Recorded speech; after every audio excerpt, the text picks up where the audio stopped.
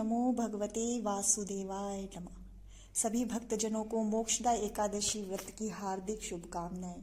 आइए मार्गशीर्ष मास के शुक्ल पक्ष की एकादशी यानी मोक्षदा एकादशी की व्रत की कथा को सुनते हैं। धर्मराज युधिष्ठिर ने भगवान श्री कृष्ण से पूछा, हे केशव, हे जगतपति, आप सबको सुख देने वाले, सबके हितैषी और तीनों लोकों के स्वामी हैं। मैं आपको बारंबार नमस्कार करता हूँ। कृपा कर मेरे लिए मार्गशीर्ष शुक्ल पक्ष की एकादशी का नाम और उसके महात्म्य और पूजन विधि का सविस्तार वर्णन कीजिए। आपकी अति कृपा होगी। भगवान श्री कृष्ण बोले, हे युधिष्ठिर, आपने यह प्रश्न अति उत्तम किया है। मैं आपसे अनेक पापों का नाश करने वाली मार्गशीर्ष के शुक्ल पक्ष की एकादशी के व्रत का वर्णन करता हूँ। यह सबका कल्याण करने वाली है। इस एकादशी को मोक्षदा एकादशी कहते हैं। इस व्रत के पुण्य प्रभाव से माता पिता पुत्र आदि अधोगति में हो तो उनको भी स्वर्ग की प्राप्ति होती है। अर्थात इसके प्रभाव से और पुण्य फल से समस्त पाप नष्ट हो जाते हैं। इस एकादशी के दिन दामोदर भगवान की पूजा तुलसी, मंजरी, धूप, दीप, नैवेद्य, पुष्प आदि सुगंधित द्रव्यों से विधि पूर्वक स्नेह और श्रद्धा भक्ति के सहित करना चाहिए। इसके संबंध में एक पुरातन कथा सुनाता हूँ।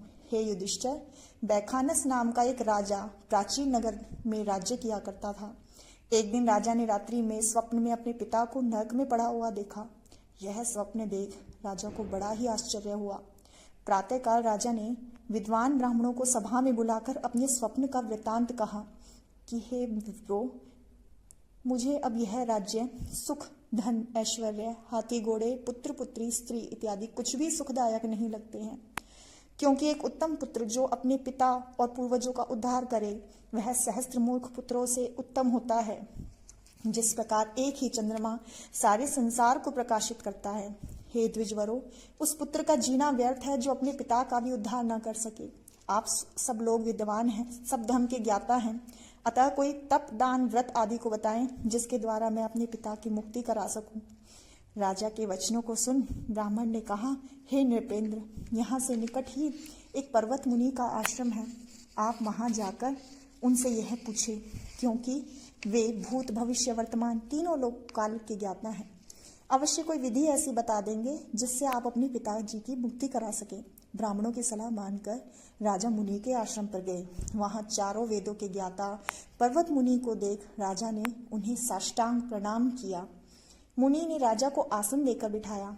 राजा ने विनय पूर्वक कहा, हे ऋषिराज, आपकी कृपा से मेरे राज्य में सब कुशलता है, किंतु आज मेरे सामने एक विघ्न उपस्थित हो गया है जिसके कारण मेरा चित्त अशांति को प्राप्त हो रहा है।